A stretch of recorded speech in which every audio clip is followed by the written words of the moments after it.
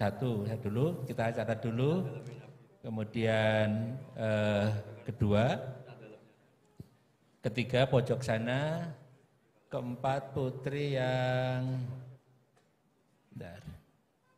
yang pakai jilbab, semuanya pakai jilbab. Ibu ya.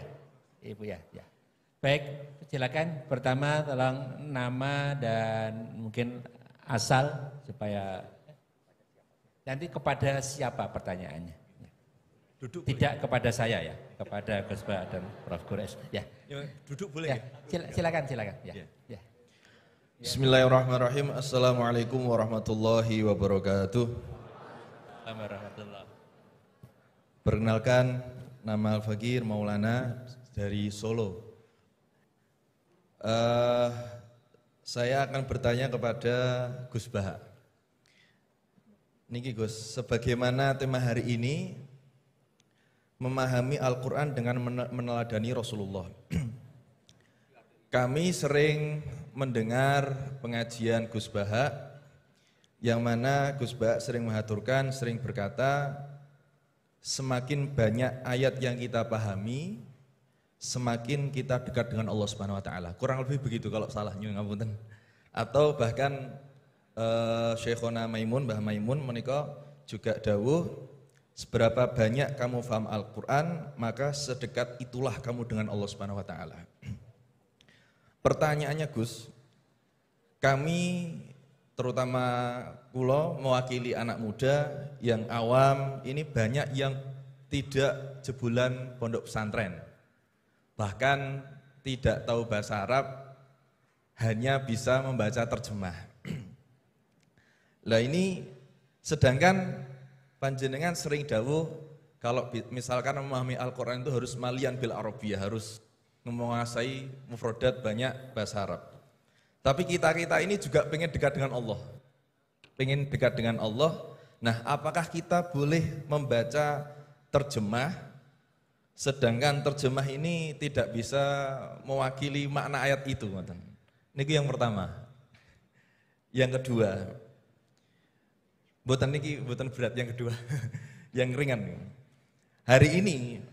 Hari-hari ini lagi viral berita seorang Gus.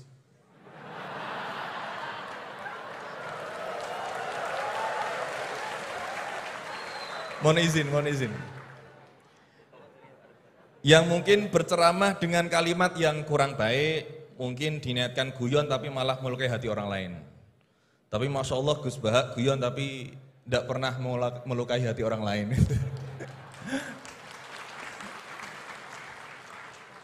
Nah, pertanyaan saya Gus, ngapunten, karena ini pasti ke Gus Bah, tidak mungkin ke Gus Quraisy Shihab, tidak mungkin. Karena pasti Gus Bah. Niki. Sebenarnya sejarah panggilan Gus ini seperti apa gitu. Apakah hanya dimaknai Gus ini adalah anaknya Kiai terus dipanggil Gus, atau bahkan mantunya Kiai saja, kalau jenengan katanya Gus naturalisasi gitu. Atau Gus swasta atau apa itu. Atau bahkan bukan siapa-siapa kemudian bisa dipanggil Gus. Sehingga misalkan kita sekarang bisa ini berlomba-lomba menjadi Gus bareng-bareng. Jadi pokoknya lomba-lomba.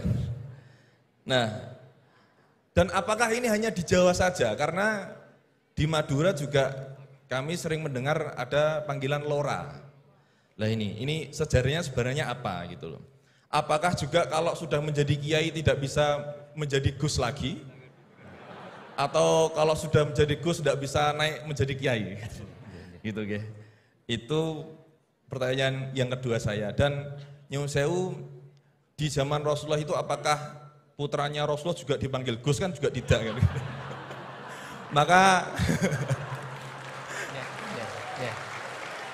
Maka kalau Gus ini tidak ada di zaman Rasulullah, berarti semua Gus ini bid'ah gitu loh. Karena Gus tidak ada di zaman Rasulullah. Ngeten nggih. Nggih, jadi intinya sejarahnya dan standarisasi Gus itu apa yang orisinil gitu. Yang kalau misalkan di dunia, di Indonesia ini yang Gus orisinil hanya jenengan, berarti semuanya palsuan gitu. Lah ini tentu bisa dijelaskan Gus. Ngapunten, matur suwun sangat. Wassalamualaikum warahmatullahi wabarakatuh. Waalaikumsalam warahmatullahi wabarakatuh. Baik, terima kasih Gus Maulana. Selanjutnya saya mungkin yang laki dulu ya, laki-laki nanti baru pindah ke sini. Silakan yang pojok ya.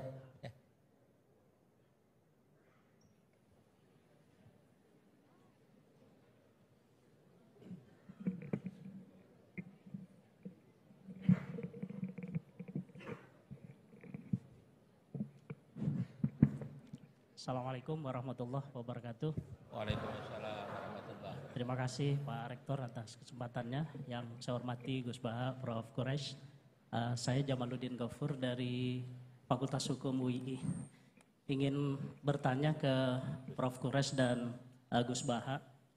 Saya sering mendengar salah satu isi pengajian dari Gus Baha itu bahwa fatwa dalam hukum sosial itu tidak pernah jelas begitu. Artinya ulama pasti akan berbeda. Gitu ya. Nah, kami kebetulan di Fakultas Hukum, Gus, seringkali ditanya orang juga gitu ya, soal bagaimana hukum sesuatu. Dan dalam konteks hukum memang teorinya dan pendapatnya juga beragam. Gitu ya. Nah, kadangkala permintaan pendapat itu tidak hanya sekedar untuk diskusi, tapi bahkan sampai menentukan nasib orang gitu. Ini dihukum atau tidak.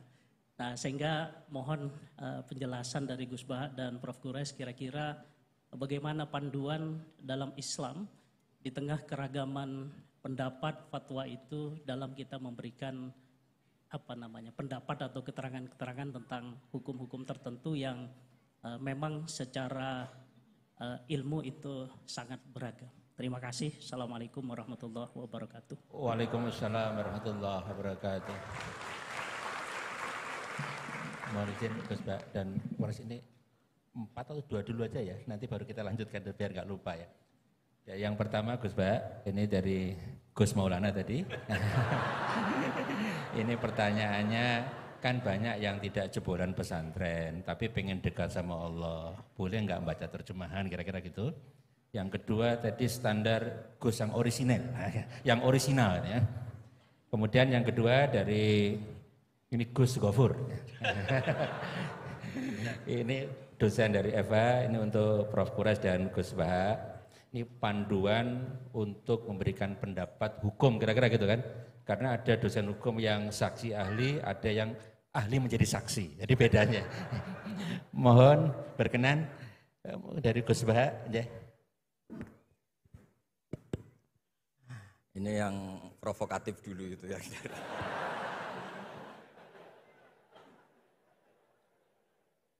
Semoga diampuni oleh Allah Ta'ala. Begini, satu itu saya tidak medsosan, tapi ya dengar-dengar laporan macam-macam lah tentang sekian pihak itu. Begini, saya cerita ini, biar sampean tahu bahwa Pak Rektor ngundang saya ini tidak salah. Kan? Memang benar-benar pemateri yang baik. Ya kalau kata Nabi Yusuf kan ini hafizun alim, orang harus zikru manaki binafsi, orang boleh cerita kelebihannya asal itu faktual. Begini, suatu saat, ini cerita di kitab Ikhya, suatu saat Nabi Musa itu sholat istisqa, itu doa apa saja itu sudah dipakai, nggak mandi, Nabi Musa nggak mandi, tetap nggak mandi. Kata Allah, inna fihim namaman, di komunitas Anda yang ikut sholat itu ada yang tukang adu-adu, namam, provokator. Maka kamu doa kayak apa tetap tidak akan saya ijabahi. Nabi Musa, ya gampang Gusti, tunjukkan orang itu siapa, nanti saya usir dari majelis.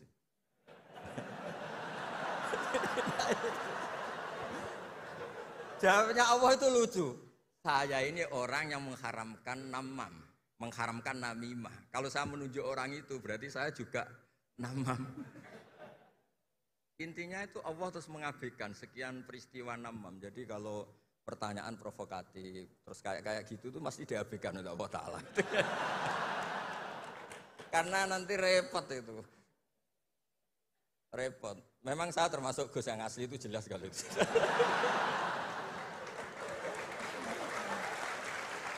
Itu, lah ini Pak Fathul Laki tahu betul keluarga saya karena beliau orang Jepara ngajinya di Kudus. Ya, terus masalah fatwa tadi, fatwa sosial itu atau memahami pakai terjemah begini seperti yang dikatakan Pak Kures. Ada pegangan yang umum kayak sidik, amanat, tabligh, fatona. Itu memang lewat terjemah nggak apa-apa. Tapi ada terjemah yang nggak mengganti bahasa Arab. Misalnya kata sembahyang, mungkin perasaannya orang Bali sembahyang itu apa, perasaan kita sembahyang itu apa, itu kan subjektif. Misalnya begini, ada ayat yang agak sensitif. Ketika Anda salah paham dengan istri itu wadribuhun, fahjuruhunna fil madoji wadribuhun. Itu kan riskan betul. Maka pukullah istri kamu. Pukul itu kan konotasinya itu buruk. Tapi di semua tareh, saya bilang tidak sebagian, di semua tareh itu disebut dorban ghairu mubarrihin, mukul yang tidak melukai. Jadi orang Arab itu punya adat. Kalau kecewa itu dorobu binni'al wassaub. Jadi mukul itu pakai kain, pakai kacu, pakai. Nah, di Jawa kata mukul itu ya mesti kekerasan itu. Nah, yang jenis ini itu riskan kalau dari bahasa Arab pindah ke Jawa. Jadi ada yang riskan, ada enggak. Nah, sebab itu saya sering bilang, saya ini kan belajar tafsir insya Allah lah, khatam. Cuma saya tidak suka nulis, karena sudah ada yang nulis. Karena saya nulis tetap saja dianggap top Pak Kures, jadi tidak usah nulis lah, sudah ada. Begini, yang penting saya menghormati beliau karena nulis khatam. Pentingnya nulis itu memang khatam, mulai awal A sampai Z. Pentingnya khatam itu apa? Di situ ada dialog. Ada dialog Allah sama nabinya, sama kekasihnya, bahkan sama musuhnya. Misalnya sama musuhnya.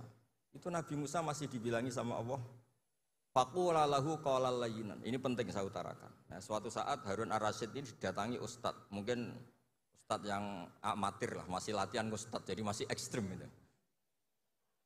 Ya Amirul Mukminin, ini nasihun lak, famusyaddidun alaika, fala tajidanna fi nafsika aliyya syai'an. Ya sampai latihan bahasa Arab nanti Pak Rektor. Bukan Anda, Gus naturalisasi tadi, Anda.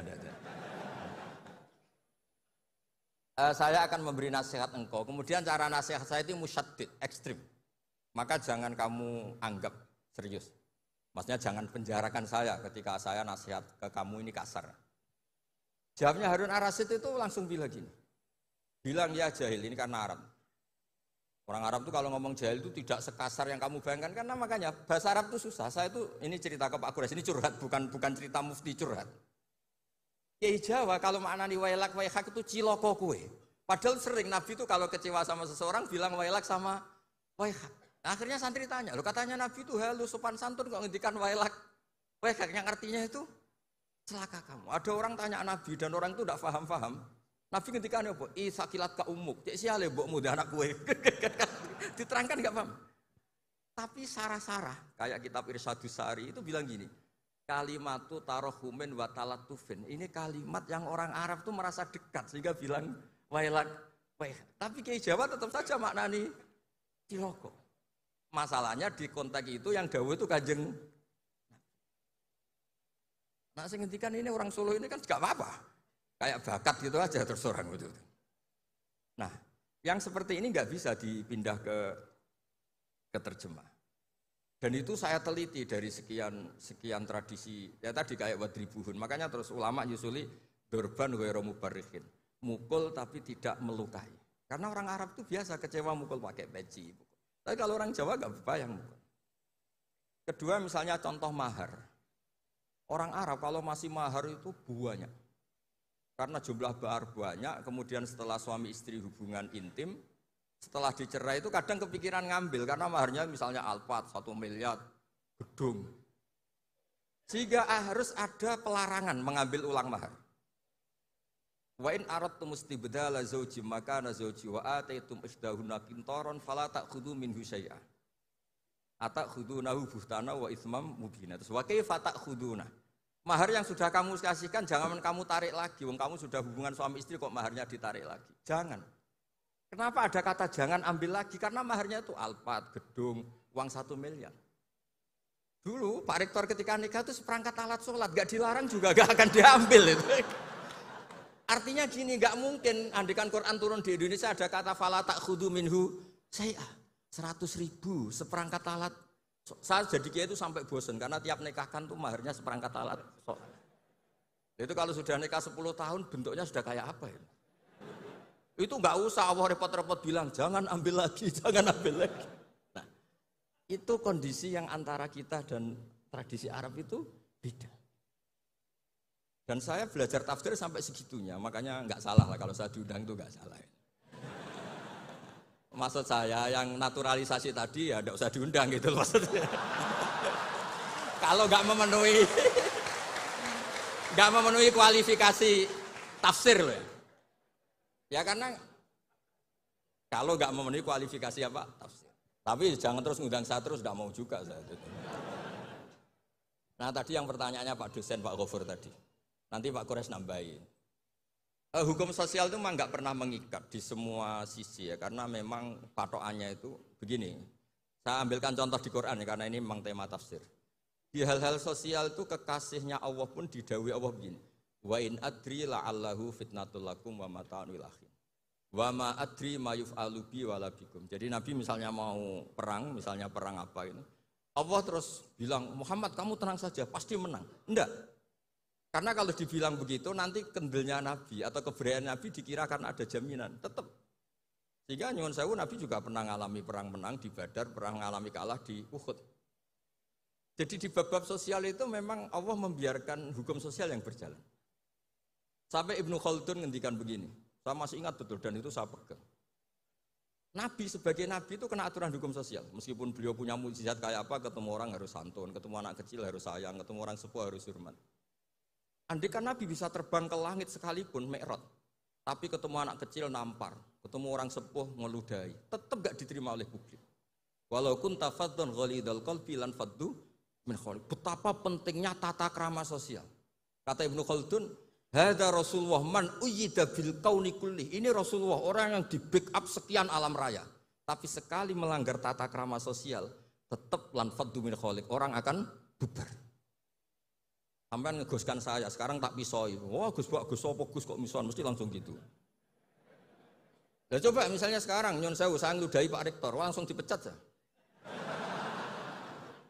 Artinya tatanan sosial, meskipun saya keramat. Makanya kata Ibnu Khaldun, hadza Rasulullah man uyyida bil kauni kulli law syaa. Ini Rasulullah orang yang bisa mengendalikan alam raya karena kekasih Allah. Itu saja kena aturan, walau kunta faddan ghalidhal qalbi lan faddu min khawlik. Kalau engkau salah tatanan sosial Muhammad, orang akan bubar. Ayo Shopee dulu. Shopee 1212 birthday sale termurah di Shopee. Nah maksudnya gini Pak dosen, kalau tatanan sosial gini, saya pernah ditanya oleh dekan Fakultas Kedokteran.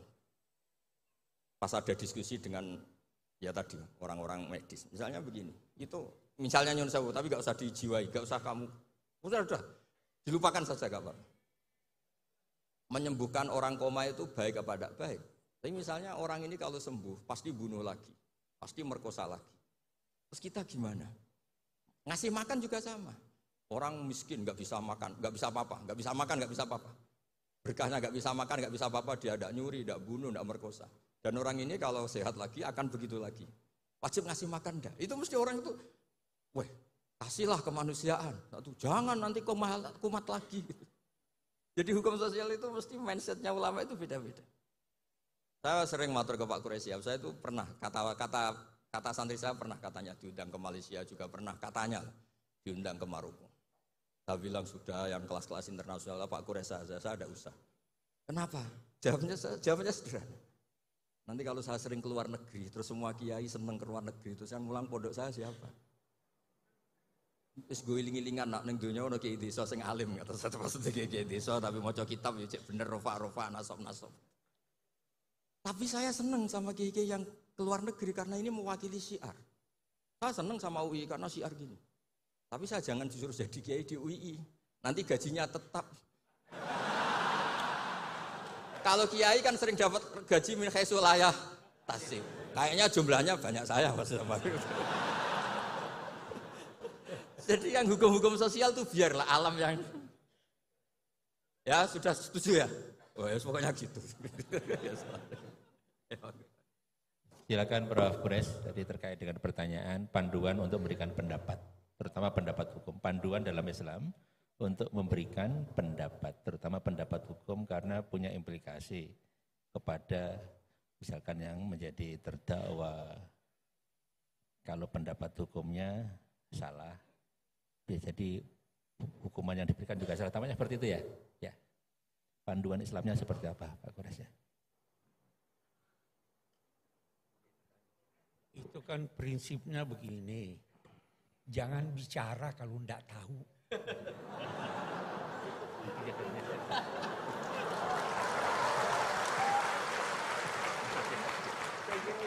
Itu jawabannya paling singkat. Oke, terjawab. Ya jawabannya itu ya. Baik, terima kasih Prof. Kures, singkat padat. Selanjutnya kita undang Ibu yang bertanya mulai dari Ibu yang depan, kemudian yang kedua nanti yang tengah ya. Ibu dulu yang depan, yang pojok depan. Mohon dibantu panitia untuk mikrofonnya. Loh, Ibu yang depan sini ya.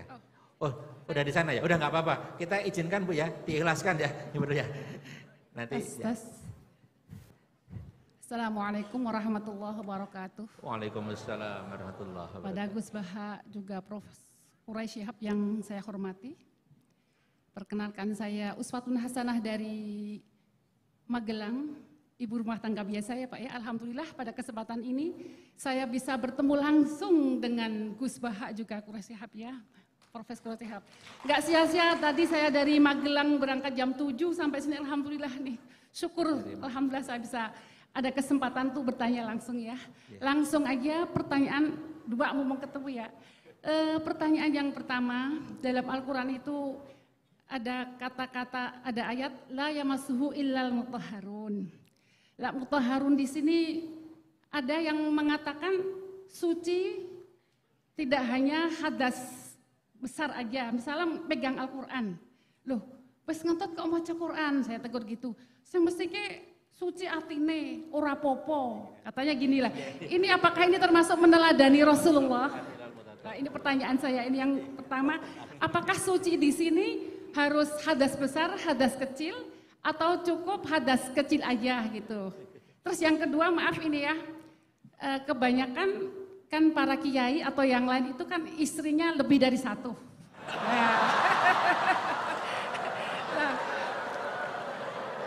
Maaf ini ya, agak ekstrim juga ya. Dengan alasan itba Rasul lebih dari satu katanya gitu. Lah, apakah ini termasuk mempunyai istri lebih dari satu itu termasuk meneladani Rasulullah Sallallahu Alaihi Wasallam, gitu ya. Saya kira cukup sekian. Assalamualaikum warahmatullahi wabarakatuh. Waalaikumsalam warahmatullahi wabarakatuh. Kami catat Ibu. Selanjutnya kita mohonkan yang ya, 3, nggak apa-apa tapi pendek-pendek ya. Silakan ya. Bismillahirrahmanirrahim. Assalamualaikum warahmatullahi wabarakatuh.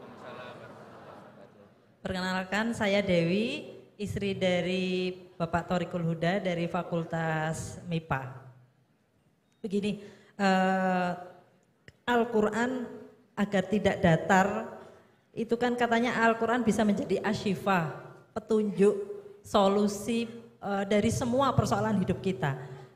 Itu caranya bagaimana? Karena kebetulan saya memang dari sama seperti Gus yang di Solo tadi, orang biasa bukan dari pondok. Dulu saya pernah punya persoalan kesehatan, saraf kejepit. Kemudian saya membuka Al-Quran dengan acak. Sebelumnya saya sholat taubat. Kemudian saya buka ketemu surat Asy-Syu'ara ayat 19. Yang artinya ketika kamu marah segera memberi maaf. Dan waktu itu saya bingung. Orang saya minta asyifa kok jawabannya seperti itu gitu. Ini implementasinya bagaimana, tapi saya hanya menzikirkan ayat yang saya dapat itu sampai kurang lebih 2 minggu Allah memberikan saya petunjuk, saya diberikan persoalan anak, persoalan suami. Ini loh ketika kamu marah, kamu harus segera memberi maaf. Dan ketika saya kurang lebih 2 bulan memperbaiki diri, saya tidak pernah marah. Alhamdulillah Allah ridho, saya sembuh dari saraf kejepit. Dan terus saya keterusan apa ya? Bukan. Saya keterusan membuka Al-Quran ketika saya punya persoalan apapun. Bahkan ketika saya ada persoalan dengan suami, saya membuka Quran secara acak, kemudian saya menemukan surat Al-Hajj ayat 19. Inilah dua golongan mukmin dan kafir yang bertengkar.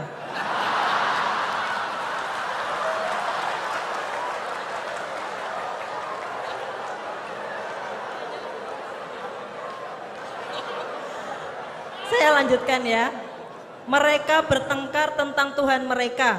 Bagi orang-orang yang kufur dibuatkan pakaian dari api neraka, ke atas kepala mereka akan disiramkan air yang mendidih. Sewaktu saya dapat ayat itu tuh saya langsung makjeleb gitu. Saya nangis, ya Allah, ini yang kafir siapa?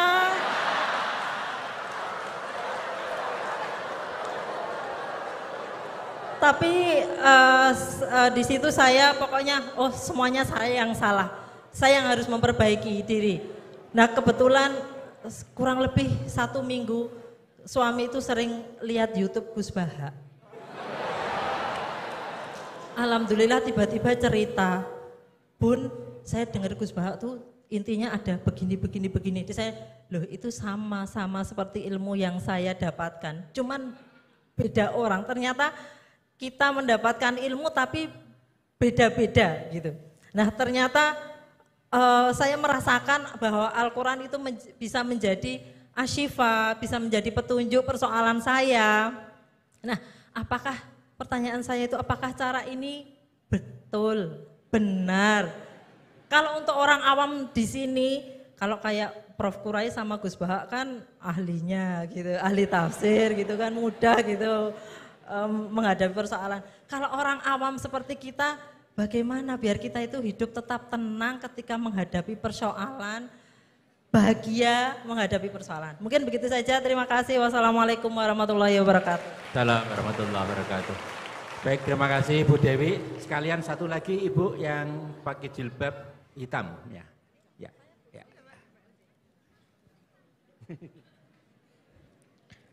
Bismillah, Assalamualaikum warahmatullahi wabarakatuh. Mohon maaf, jika tadi saya tidak salah dengar ya, bahwa Prof.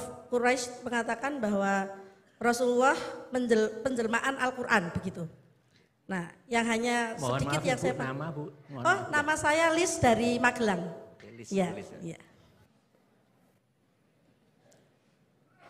Nah, yang sedikit saya pahami, hanya sedikit saja, yaitu kalau Al-Quran itu kan kalamullah ya. Terus kalau Rasul itu adalah penciptaannya. Nah, apakah penjelmaan ini dikatakan sepenuhnya atau mutlak, atau sebagian saja, atau yang seperti apa penjelmaannya ini? Nah, itu saja yang ingin saya tanyakan. Mohon maaf sebelumnya. Jazakumullah khairan katsiran. Assalamualaikum warahmatullahi wabarakatuh. Waalaikumsalam warahmatullahi wabarakatuh. Terima kasih Ibu untuk pertanyaannya. Saya ulang Gus Baha dan Prof. Quraisy. Yang pertama Ibu tadi dari Magelang menanyakan terkait dengan ayat la yamassuhul Quran illal mutahharun. Kemudian yang kedua dengan argumen ittiba Rasul istrinya lebih dari satu. Itu gimana Gus tadi? Itu yang kedua. Apa ittiba Rasul itu seperti apa? Kira seperti itu. Kemudian yang dari Bu Dewi tadi terkait dengan apakah tafsir Al-Quran sebagai asyifa itu seperti apa? Kira-kira gitu. Kemudian yang ketiga terkait dengan tadi Rasul sebagai penjelmaan Al-Quran. Ya, penjelmaan ya tadi. Ya, kita mohonkan Prof. Quraisy atau Gus Baha dulu. Ya, ya, monggo. Ya. Ini jawab yang kok tadi kok tersangkanya hanya kiai, rata-rata kiai itu istrinya. itu selera lelaki bukan selera kiai itu.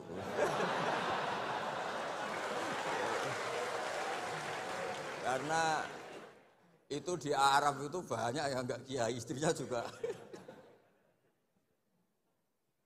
Begini ya, jadi tadi seperti yang dikatakan, ini agak serius, tapi ini bisa menjawab semuanya. agak saja, bukan serius banget, tapi agak serius, tapi bisa menjawab semuanya. Begini, ini saya hafalkan bukan berarti saya pinter, enggak. Memang ini konstitusi keilmuan, jadi saya hafalkan.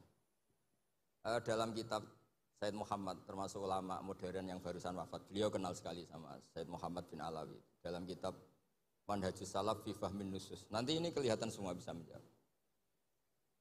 Wa kanat sunnatu Rasulillah sallallahu alaihi wasallam annahu yat'amu ma yajiduhu fi ardi wa yalbasu ma yajiduhu wa yarkabu ma yajiduhu. Terus di situ disimpulkan famanis ta'mala syai'an ya, atau famanis ta'mala ma yajiduhu fi ardi fa huwa al-muttabi' lis sunnah. Kama annahu hajjal baita min madinati nafsi faman hajjal baita min madinati nafsi fa huwa al-muttabi' lis sunnah. Begini, nanti ini menjadi konstruksi utuh ilmu tafsir. Nanti setelah ngaji ini Pak Rektor sah jadi kiai, karena ini sudah cukup lah untuk jadi kiai. Syaratnya jangan jejer saya. Nyari ibu-ibu atau mak-mak yang jadi korban latihannya, tapi jangan saya.